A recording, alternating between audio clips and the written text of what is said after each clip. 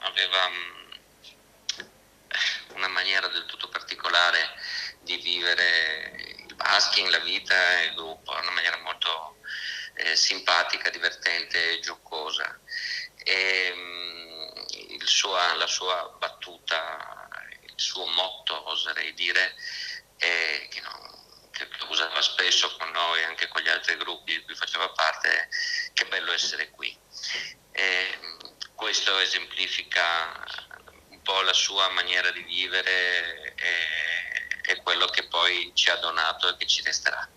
La comunità del Baskin e della Trieste sportiva tutta è in lutto per la morte di Luca Parodi, ventenne triestino colto da un infarto mentre viaggiava in macchina sull'autostrada 4 con mamma, papà e il fratello di 17 anni. A ricordarlo con affetto, mettendo in luce la positività d'animo del ragazzo nonostante gli ostacoli che la vita gli aveva messo di fronte, è Giulio Pituzzi, responsabile della compagine triestina del Bazinga Baskin, la disciplina cestistica che vede giocatori normodotati e con disabilità giocare assieme. Uno sport e una comunità in cui il giovane aveva trovato soddisfazione e una grande comunità di amici e divertimento. La tragedia si è consumata nel tratto di strada tra San Donà e Cessalto in direzione Trieste, dove la famiglia stava rientrando. Luca si è sentito male e il padre si è fermato subito lungo la corsia d'emergenza allertando i soccorsi. Il ventenne è stato trasportato d'urgenza all'ospedale di San Donà, ma è morto poco dopo il ricovero. Sul posto è intervenuta anche la polizia stradale.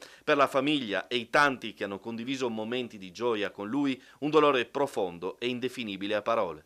È del tutto inaspettata e non possiamo far altro che abbracciare caldamente tutta la famiglia, gli amici, tutti quelli che l'hanno conosciuto e che l'hanno apprezzato in questi anni.